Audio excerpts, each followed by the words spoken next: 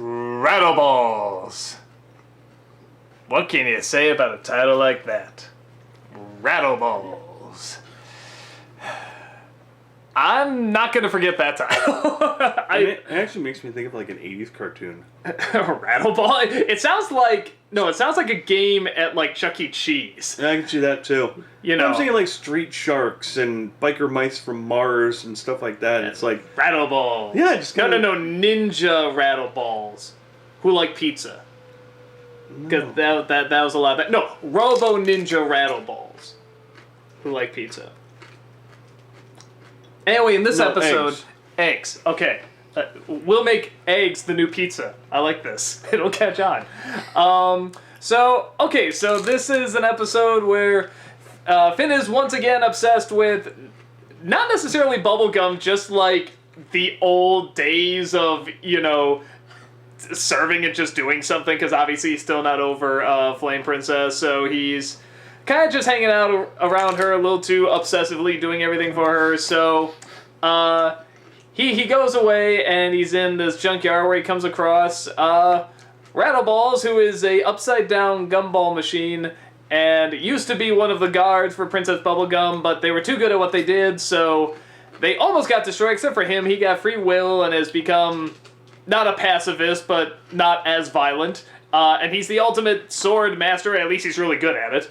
And teaches Finn all sorts of sword stuff, or at least puts him through some things and then throws eggs at him. Because, I mean, did you notice there's really no teaching involved at all? Even when he's like, he was like, you will master the ultimate form of, whatever that shadowing or whatever that was. And, like, he would just disappear and make things explode. And he's just like, now you try. And it's like, he didn't teach him anything. And Finn just goes, He's like, do that every day for 10 years and have a robot body and you will be just like me. So then he goes back to Bubblegum, pretty much tells her about him, because he swears an oath to her. She goes, tried to destroy him, sees that he's not dangerous anymore, so pretends to destroy him, and lets them both pretty much still serve her. And yeah, I'll just talk about the biggest scene. They really had me for a split second. I thought, like, she really freaking killed him at the end. I was just like, holy shit, because we saw her kind of do that before with that one guy when they were stuck in the ditch and they sent him out. James. That's right. Yep. They sent James out. And how come out of all the names, that's the one I remember? Out of, like, all the weird kooky names, I remember James. Because it's not a kooky name. Maybe. And James and the Giant Peach? No. Our friend James? No. James Baxter. I remember that. James Baxter. So maybe that's why I remember it. Because I thought he was back and he wasn't. I want him back. Bring him back. No, don't. It won't be as good. So, yeah, no, it's, I love the design of this thing, of this gumball, this upside-down gumball machine, because it took me a second to even realize what he was. I mean, I recognized the gumballs at the bottom, but I'm like, what a weird design with the arms, and mostly red, a little bit red, and I'm like, oh, it's upside, yeah, so I was pretty dumb on that one. But just that one. Just that one, not anything else in the show at all. I'm amazing. And, yeah, no, it was definitely a fun episode. I like this guy. I like how just kind of bizarre he is and everything, sort of like a kind, you think it's going one direction, he'll throw it another way, it is a very long story, which I will tell you right now, and it goes into it. His obsession with throwing eggs is hilarious. And like I said, I just love how he, like, really never taught him anything. He sort of put him through these obstacles, but he never told him what to learn. So, yeah, and I like the compromise ending. I'm still kind of wondering where they're going with Finn and, the girlfriend area, because at first I was kind of like, oh my god, are we gonna do this again? Trying to get back with Peebles and stuff, but they don't. They make it more like, he's probably trying to think of, like, the good old days and, like, just his work and stuff, and he's like, well, that's something, and I used to like her, so maybe they'll kind of replace it a little bit, even if he's not aware of it, that's probably what he's doing, so, Well, what about his obsession in the graveyard, in the junkyard? with the fake peoples. Yeah, that's true. Yeah, just like, trying to protect her and stuff. And although I guess you could, and getting the 3 weeks for milk.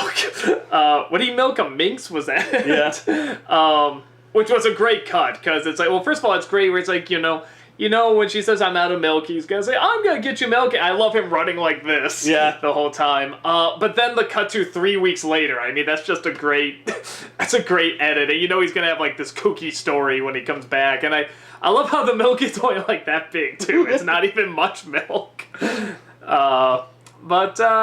No, I did. I thought it was fun. I thought it was definitely. I think that's a cool character. I love for him to come back. I think he's funny. It's a fun design, and I thought it was definitely enjoyable. You don't talk about the tragedy of the Rattleballs in general. What, just all of them getting. Yeah, an entire race being destroyed in a matter of seconds. I've kind of. Oh, genocide means nothing anymore? No, it's horrible to say. I've kind of gotten used to it when it comes to peoples. Honestly, I mean, it's just one of those things where it's sort of like... I mean, like I said, on the one hand, it's like, God, it's so cold and dark and calculating stuff. On the other hand, it's like... At least it's a very definite character. Like I said before, she was just sort of generally nice, and now it's like, when I see her, I mean, it's like... I don't see, like, just someone who's, just whatever, I rule kingdom, tee-hee. It's like, she looks like she just always has the weight of the world on her shoulders, and she has to make, like, these really tough choices, so she has to, like, sort of shut off her humanity sometimes, Yeah. And they've kind of shown you why as well. So a lot of these choices where you're like, dude, that is harsh, what's wrong with you? It sort of shows why in other episodes as well. So, even though you don't know all the details, like, when did she start making the people? What's even her grand purpose or whatever? Is it just to repopulate or whatever? But at the same time, you do get the idea that it's like, she does have like this incredible weight on her all the time. So I've kind of gotten used to she's going to have to make this really tough, dark, tragic choice in a matter of a second. Yeah. Plus, I think a lot of what people forget is, at least with this one, as much as... It depends on how you want to say it. Rattleballs and them were robots. They weren't candy people. They were robots. So how human or alive are they? Well, I mean... it's a question that could easily come up, and there could be huge debates over it or whatever, because people are weird that way. You're bringing it up! But what I'm saying is that, for me, seeing the whole destruction of the Rattleballs and all that, it was kind of like, okay... They were robots. They did their purpose. They were too good at it. They needed to be taken out. Well, but I mean, you obviously see, like, him in particular, like, he formed a personality. It's the short circuit thing, Yeah, like, exactly. Out of nowhere, he forms a personality, which I'm always sort of like, I'm really on board for these ideas of, like, what's living, what's not, and, how much artificial intelligence can lead to something living and stuff. But I always have an issue when it's just like, and then life happened. It's like, no, let's do this right. Take like the memory of a person somehow and like put it on a disc and put that disc in a robot. It's like, well, wait a minute, that's the memories of a real person, but the person is dead. I mean, it's like something really conflicting like that, not just boom, life. Well, I mean, they kind of actually, I guess you can say they were already building up to it with them. I loved having them outside of this club, almost like a fight club, if you will. Fight club wrestling ring, where there's the one guy who's in half with the cup, looking for a change. And I mean, it already kind of shows that they had a personality outside of just the robotic ways. But then right after that, they are back to the robotic ways of, number ones go up there, number twos stay down here. Done. Do I think she was cruel? No, not really. She did what was best for the entire kingdom. Could she have reprogrammed him? Possibly. I was gonna say, if they would follow her to, like, all the ones go over there, all the twos go over there and be crushed, why couldn't she just say, stop being violent? Go grow flowers or something. I don't know. Go help with other things. I mean, it's like, why couldn't she have done that? Actually, that's a good question. That's actually a good question. What the hell, Peebles? What the hell? That is the one thing about her character, too, and I don't necessarily blame, like, the character. My guess is it is probably the writing, is that it was the same thing with the James one, where it's like she sabotaged all the plans in order to get this other plan to happen. I'm like, I don't know. It's like the devil's in the details there. It's like, come on, you don't have to do this. There's other ways around this, Yeah. But, I mean, I know the idea they're trying to get across and they're trying to emphasize. So it's like, I respect that, but it's always like, but wait a minute, there's about 20 other ways around this, so... Well, I also think with this one, they were trying to show what Finn was. Following, her 100%. Well, that's what I was wondering. I was wondering if he was going to see him as, like, a cautionary tale or something like that, but he doesn't seem to. I mean, they're both there hitting their hands on the table now and stuff, I mean, so... Or maybe it's leading to something, I don't know. I took it as kind of him being like, okay, you could do it 100%, but at the same time, don't let it rule you. But does he see that? I don't know. I guess I'm hoping he did. Yeah, it's one of those things where I can't say it was a definite. Yeah, that's where I thought they were going, but then we see them both kind of doing that.